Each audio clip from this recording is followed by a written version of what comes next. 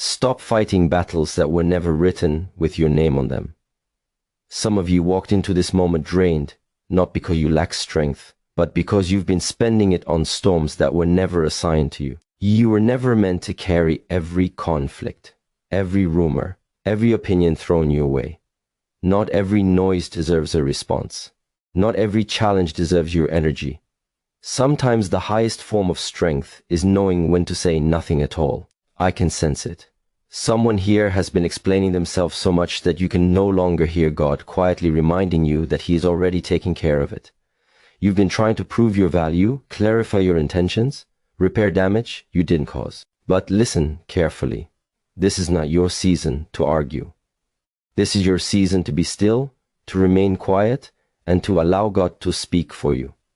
Because when God enters the situation, silence turns into strategy.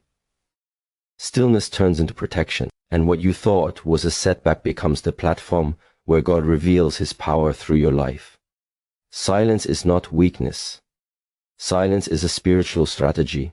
And once you begin to understand this, the way you carry yourself starts to change. There is a strength that does not announce itself. There is a confidence that does not debate. There is a power that does not need to prove anything to anyone. Many of us never learned this discipline because life taught us early that if we stayed quiet, we would be ignored, misunderstood, mistreated, or dismissed. So we learned to defend everything, our hearts, our choices, our character, until words felt like our only shield. But when God leads you into a season of stillness, He is offering you a higher level of protection, a protection arguments cannot give, a protection explanations cannot secure, a protection no verbal defense can replace. Silence becomes a weapon that works in places your voice cannot reach. Silence is not doing nothing. It is doing something powerful, beyond what the natural eye can see. Silence is prayer without sound. Silence is trust without anxiety. Silence is surrender without defeat. Silence is choosing to believe that God saw it, God heard it, God understands it, and God is already working on what you feel pressured to fix. Silence is saying, I will not allow this moment to pull me out of character. Because the moment you step out of character to defend your character, you lose twice. First by reacting, and second by losing focus. But when you stay silent, you are not losing ground. You are positioning yourself to win in a way that confuses the enemy. Your restraint speaks louder than any reaction ever could. Silence is not weakness. Weakness needs noise to feel powerful. Weakness needs responses to feel relevant. Weakness reacts to every opinion just to feel noticed. But mature strength does not require an audience. Mature strength knows where it comes from. True strength is so rooted in God that it can stand in accusation, betrayal, misunderstanding, and conflict without breaking posture. Silence is the fruit of spiritual maturity. Maturity understands that not everything deserves your voice, your energy, or your presence. Maturity recognizes that some arguments are traps, some conversations are distractions, some battles are below your calling, and some responses are invitations to step down from the level God is lifting you to. Silence forces a choice. Do you want to be right, or do you want to grow? Do you want momentary satisfaction or spiritual victory? Do you want approval from people or alignment with God? Because silence always costs something. It costs ego. It costs pride. But what it gives in return is far greater than anything you lose. It costs the urge to prove someone wrong. It costs the satisfaction of having the last word. But silence also gives something back. Peace, clarity, direction, protection, emotional stability. Silence restores the mental space that constant arguments steal from you. Silence lets you hear yourself again after chaos has been shouting for too long. Silence allows you to hear God again after the noise of opinions try to overpower His voice. And when you accept silence as strategy, you begin to realize that God has been fighting for you even in the moments you thought He was silent. God's silence is not absence. God's silence is positioning, preparation, alignment, a quiet arrangement of events that leads you to a place where the battle is already decided before you ever step forward. Sometimes God invites you into silence with Him so you can witness the victory without adding anything except trust. Silence shields you from emotional battles that drain you and produce nothing spiritually. Silence guards your anointing by keeping you away from spaces where your gift would be mishandled, your words misunderstood, and your heart misjudged. Silence keeps you aligned with what God is doing, instead of entangled in what people are saying. Silence is strategy because it protects your spirit from unnecessary warfare. Some of the battles you've been fighting were not sent to defeat you, but to distract you from what God placed in your hands. And when distraction comes, it doesn't always arrive as chaos. Sometimes it arrives as conversations that pull you into conflicts you were never called to join. Conversations that bait you into defending what never needed defense. Conversations that make silence feel like surrender, when in truth, silence is authority. Silence says, I know where I am seated. I don't step down to fight battles heaven is already handling. Silence says, I will not pick up what God told me to release. Silence says, if God is my defender, I don't need to defend myself. You begin to see silence differently when you realize that every reaction in the flesh delays what God is forming in the spirit. Every argument used to maintain control interferes with what God is quietly arranging behind the scenes. For many of us, the greatest discipline we will ever learn is the discipline of not responding, not reacting, not explaining, not proving. Silence trains you to trust God beyond what your emotions can understand. Silence teaches you to release outcomes you once tried to control. Silence teaches you to detach from the need to be understood by people who never intended to understand you. There's another version of you waiting on the other side of silence. Stronger, calmer, clearer, more focused, more grounded, more aligned with God's voice, more anchored in purpose. A version of you that no longer wastes breath trying to change minds that were already closed. A version of you that chooses peace over pettiness, purpose over pride, destiny over self-defense. Silence is not the absence of power. It is the containment of power. Power that does not leak through arguments. Power that does not scatter through frustration. Power that remains intact, preserved, and protected because you refuse to release it in places unworthy of it. Silence is strategy because silence teaches you how to listen. And without listening, growth is impossible. It is active spiritual engagement. It is listening to your emotions, listening to your triggers, listening to your patterns, listening to God. It is listening to the inner shifts that tell you when to walk away, when to remain still, when to pray instead of speak, when to trust instead of act. Silence trains discernment. Silence sharpens instinct. Silence heightens awareness of the spiritual environment around you. Silence teaches you to hear the difference between insecurity and instruction, between fear and wisdom, between past wounds and present truth. When you embrace silence, you stop competing with noise. You stop trying to force people to see what God will reveal in His timing. You stop investing energy in changing perceptions and begin investing it in protecting your spirit. You stop responding to everything that tries to pull you backward and start aligning with what God is using to move you forward. Silence is not the absence of sound. It is the presence of discipline, trust, wisdom, maturity, and a power that does not need volume to be effective. Silence is God teaching you to hold your position while He handles what was threatening your peace. Stop defending yourself to people who were never assigned to understand you. The moment you realize that some hearts were never built to carry the weight of your truth, you stop shrinking to fit places you have already outgrown. There is a kind of exhaustion that does not come from work or pressure. It comes from explaining yourself to people committed to misunderstanding you. It comes from giving pieces of your heart to people who came to evaluate, not to value. It comes from offering clarity to minds that never wanted clarity, only control. And the longer you stay in that cycle, the more you forget who you are because you are too busy trying to fix what was never meant to be seen clearly by them. Some people decided who you were before they ever knew you. They built narratives around your silence, assumptions around your choices, stories around your intentions. You have spent too much time trying to rewrite what was never yours to edit. You try to correct perceptions rooted in someone else's insecurity, not in your reality. You tried to heal misunderstandings born from wounded hearts, not from your actions. But God is showing you that understanding is not a requirement for alignment. Some people will never understand you because they were never assigned to walk with you. where God is taking you. Their misunderstanding is not a problem to solve. It is confirmation that your season has shifted. When God elevates you, the first thing tested is your need for validation. If the enemy can keep you explaining, defending, justifying, and proving, he can keep you distracted long enough to slow your assignment. He can make you question what God affirmed and doubt what God already confirmed. But when you stop defending yourself, you reclaim energy wasted on conversations that never grew you. You reclaim peace drained by expectations God never placed on you. You reclaim identity buried under the pressure of being understood by everyone except the one who created you. Some people cannot understand you because your spirit speaks a language their wounds cannot interpret. Some resist understanding because it would force them to face truth within themselves. Some misinterpret you because seeing you clearly would require healing they refuse to pursue. So instead of reflection, they choose accusation. Instead of growth, they choose projection. Instead of wisdom, they choose noise. And there you are, defending yourself against stories formed from someone else's refusal to grow.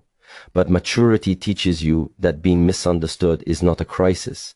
It is confirmation that movement is happening. Stagnant people are rarely misunderstood. Only those who are shifting, evolving, transforming disturb what is comfortable. Stop defending yourself. Because every time you try to prove your heart to someone committed to misunderstanding you, you turn their opinion into an idol. You give their voice more weight than God's. You give their approval more value than your assignment.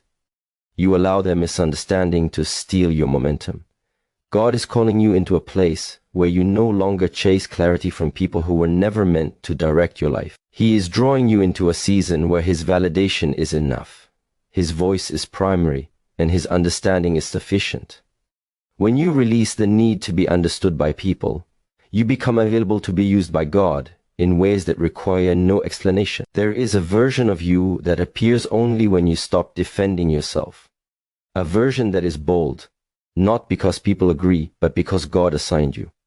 A version that is peaceful, not because everything makes sense, but because you stop trying to fix what you cannot control. A version that is deeply grounded, because you finally see that misunderstanding is not a verdict, it is a filter. It removes those who cannot go with you. It removes those who are misaligned. It removes those who are not spiritually equipped to understand you. And once the filter does its work, God reveals the people who can walk with you on the next level. People who do not need explanations to trust your heart. People who do not need details to believe your integrity. People who do not need convincing to honor your growth. There will always be voices that question your intentions, criticize your decisions, and judge your path. But as you grow in God, you learn that your purpose cannot afford constant detours into conversations designed to trap you. Your destiny does not have space for endless explanations. Your spirit cannot flourish in environments where your character is on trial every time you grow. And because God knows this, He will allow misunderstanding on purpose. Not to punish you, but to position you. Not to isolate you, but to protect you. Not to break you, but to break your dependence on human approval. You do not need to defend your heart when God is the one who formed it. You do not need to defend your motives when God already sees them. You do not need to defend your growth to people who benefited from the version of you that did not know your worth. You do not need to defend your boundaries to those who violated them. You do not need to defend your choices to people who were never assigned to understand your calling. Every time you defend yourself to the wrong people, you give them access to parts of you God already closed. Some of you have been reopening doors God intentionally shut, simply because you want to be understood. But this is the season where God is teaching you that understanding is not required for obedience. You will know you are growing when you stop rushing to defend what God is already handling. You will know you are maturing when you stop fighting for understanding from people who prefer confusion. You will know you are healing when you stop explaining yourself to those who weaponize your honesty. And you will know you are becoming who God called you to be when you finally accept that some people are not misreading you. They were never meant to read you at all. There is a divine freedom that comes when you stop defending yourself. A freedom that clears your focus and quiets the noise of misplaced opinions. A freedom that allows you to reclaim emotional ground once occupied by constant defense. A freedom that strengthens your spirit, sharpens your discernment, and deepens your alignment with God. Because when you stop defending yourself, you begin listening more, you begin seeing more, you begin sensing more. You start recognizing who is truly for you and who is simply familiar. You notice where God is leading instead of where people expect you to remain. You rise into a version of yourself that no longer bends under misunderstanding.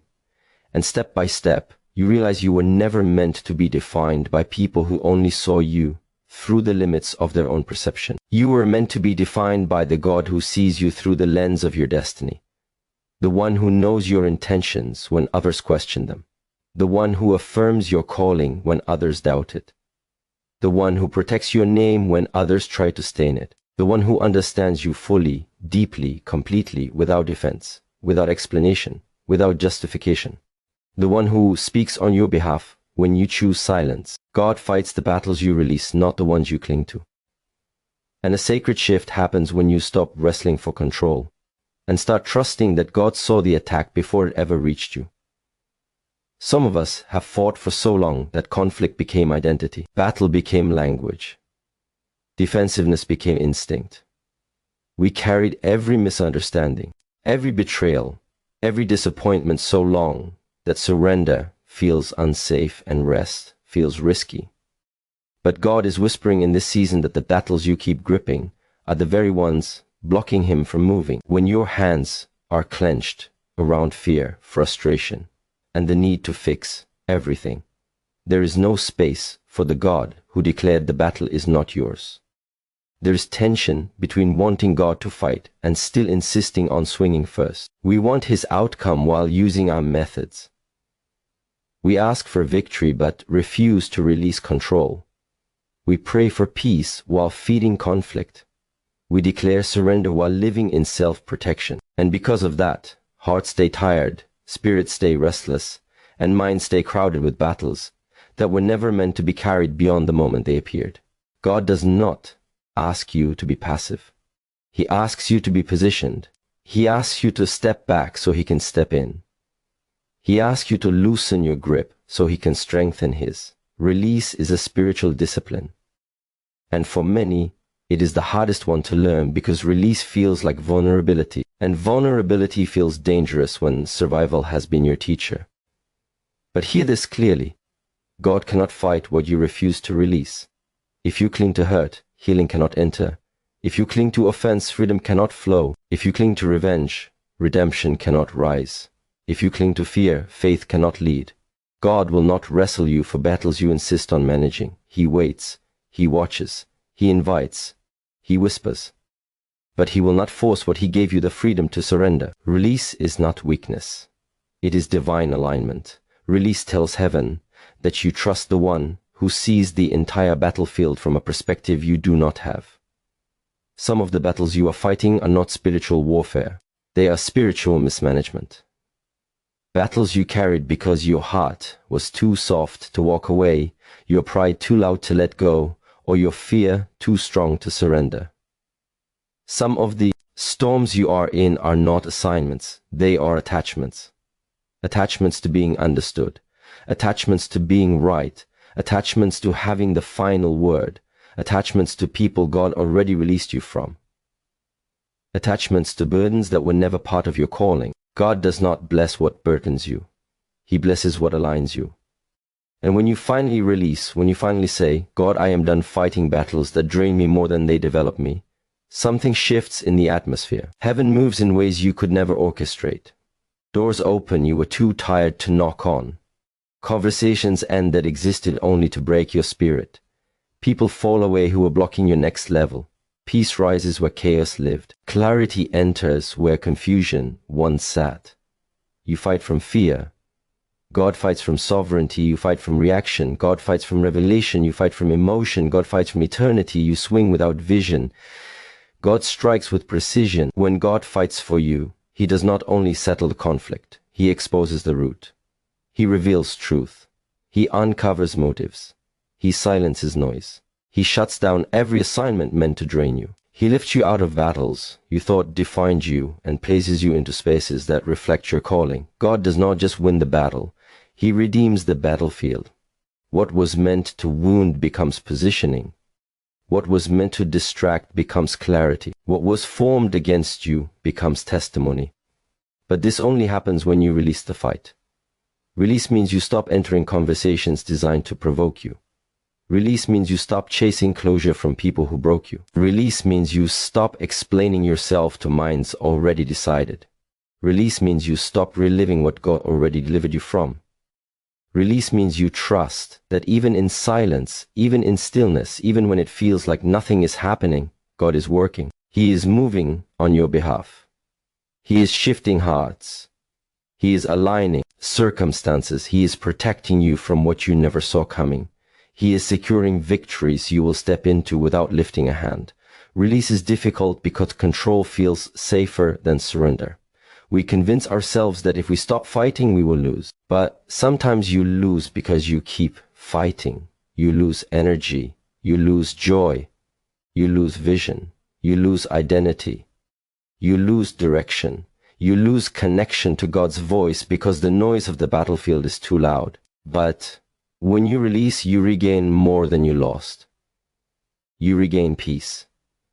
You regain strength. You regain clarity. You regain alignment. You regain identity. You regain access to the God who says, "Let me fight for you." You only need to be still. Some of you have been fighting for relationships God already closed for your protection. Some of you have been fighting for recognition God never intended you to need. Some of you have been fighting to prove yourself to people sent to distract you. Some of you have been fighting to hold together things meant only for a season. And the longer you cling to these battles, the longer you delay the victory God already prepared. But release accelerates destiny. Release shifts timelines. Release breaks cycles. Release tells heaven, you are ready for what comes next. God does not need your help to defend you. He needs your trust. He needs your surrender.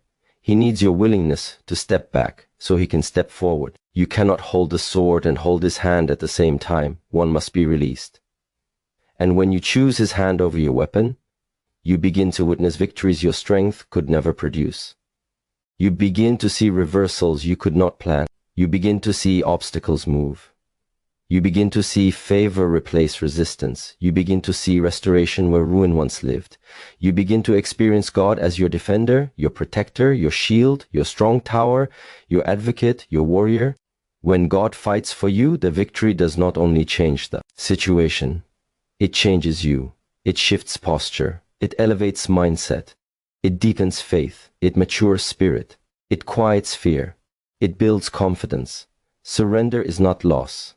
Surrender is the pathway to breakthroughs human effort cannot create. Release is not retreat. It is alignment with a God who has never lost a battle. Release is not giving up. It is giving God access. And when God has access, nothing formed against you can prevail. The one fighting for you is undefeated, unmatched, unstoppable, and intentional with your life. Stillness positions you to hear what noise has been blocking. And when this understanding settles in, your approach to life, conflict, clarity, and purpose begins to shift. Stillness is unnatural for a heart trained in survival. It is difficult for a mind conditioned to react, defend, explain, and anticipate every outcome. It is uncomfortable for a soul that learned to scan every space just to feel safe. But God is leading you into a season where stillness becomes the place he speaks. Heals, reveals, restores, and redirects. Noise may have been familiar, but it was never your destiny. Noise taught you to fear silence, because silence felt uncertain and exposed. But in the kingdom of God, silence is not empty. It is full of presence, full of instruction, full of whispers, full of clarity, full of truth you could not hear when everything was loud. Noise comes from many directions. It comes from outside voices, opinions, expectations, criticism, projections, demands. It comes from within fears, doubts, insecurities, memories, unhealed pain. It comes from the past labels that never fit, wounds that never had space to breathe. It comes from the future imagined outcomes, pressure to perform, anxiety over what you cannot control. All this noise builds layers around the spirit. Layers that dull discernment, layers that distort perception. layers that keep you reacting to life instead of responding to God. Stillness is how God removes those layers. Stillness brings you into a place where you stop performing long enough to be present. You stop assuming long enough to hear truth. You stop striving long enough to recognize purpose. Stillness is the reset your soul has been craving. It is the sacred moment where doing gives way to being aligned, being aware, being honest, being open, being receptive to what God has been speaking while you were busy trying to manage life alone. Stillness positions you because stillness creates access. When the spirit quiets, heaven speaks. When the mind rests, revelation arrives. When your emotions stop shouting, peace finally has space to arrive. When your soul becomes quiet, your life opens to direction you were never able to receive before. God moves differently in stillness. He reveals differently in stillness. He strengthens differently in stillness. He heals differently in stillness. And the moment you learn the discipline of being still, you begin to recognize the difference between noise that exhausts you and silence that shapes you. Noise is a thief. It steals attention. It steals clarity. It steals sensitivity to God's voice, and many did not simply endure noise. They built their lives around it. Chaos became normal because chaos felt familiar. Busyness became comfort because busyness distracted from unhealed wounds. Constant motion became safety because stillness would have forced confrontation with what had been avoided.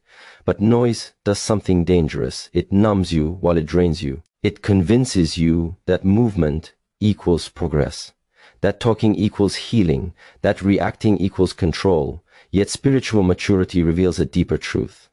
Noise is not proof of life. Silence is not proof of loss. Sometimes noise means you are running from truth. And silence means God finally has your attention. Stillness positions you because it realigns what has been scattered within you. In stillness, you become aware of the conversations happening inside your own soul. You hear thoughts you kept pushing away. You notice emotions you buried to survive. You recognize patterns that keep repeating. And God meets you there. He meets you in the quiet. He meets you in the pause. He meets you in the breath between who you were and who you are becoming. Stillness is the place where God reveals the version of you that noise has been suppressing. The wise you, the grounded you, the healed you, the clear you, the spiritually attuned you, the you that can hear God without confusion. Many say they want to hear God, but they resist stillness. They want answers, but avoid silence. They want clarity, but cling to distraction. God speaks in frequencies you cannot hear. When the mind is spinning in fear and emotions are vibrating with anxiety, His voice is steady, not frantic. His guidance is precise, not chaotic. His presence is gentle, not overwhelming. When life is filled with noise, His whisper feels distant, not because He stopped speaking, but because you moved too far from stillness to receive it. Stillness positions you because stillness teaches trust. When you stop doing, you are forced to believe that God is still working. When you stop fighting, you discover God is still defending. When you stop running, you realize God has been beside you the entire time. Stillness exposes what noise tried to hide. Noise said you were alone. Stillness reveals God never left. Noise said you had to fix everything. Stillness reveals God was already handling what you could not.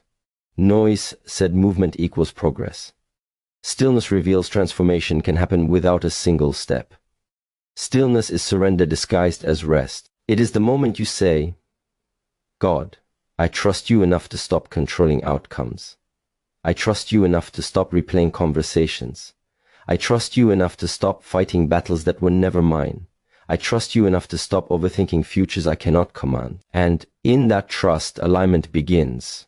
Stillness is faith in motion, even when the body does not move. Stillness is warfare through silence. Stillness is obedience without activity. Stillness is spiritual recalibration. And when you begin to value stillness, you start to see how much noise you once accepted without question. You recognize how much exhaustion came from battles you were never assigned to fight. You realize how much anxiety was born from thoughts that never came from God. You understand how much confusion grew from seeking direction in places misaligned with your calling. Stillness reveals your spiritual boundaries. It exposes what no longer belongs. It clears the fog. It resets vision. It breaks the spell of distraction that noise cast over the mind. There are divine instructions waiting in stillness, instructions about relationships, purpose, healing, next steps, boundaries, identity. But when life is crowded with noise, those instructions remain buried. Stillness gives them space to rise. There are seasons when God is not asking you to move, act, speak, fix, or respond. He is asking you to be still.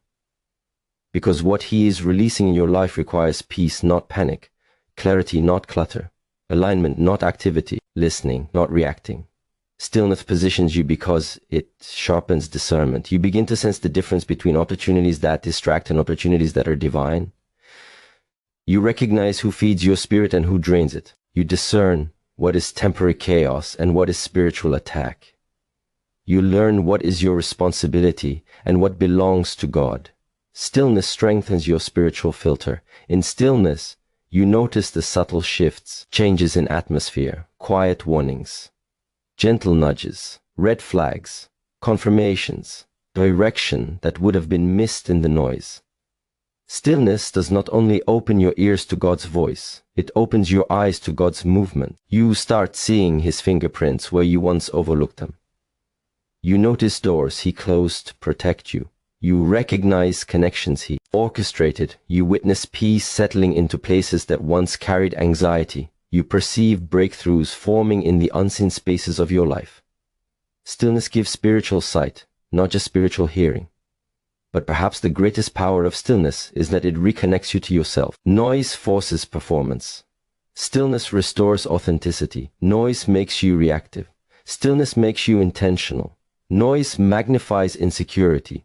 Stillness magnifies identity. Noise pulls you in every direction.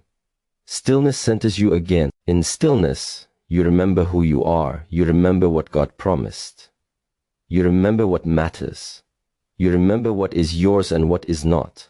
You remember the voice of God that shaped you long before life tried to silence you. Stillness is not passive. It is strategic.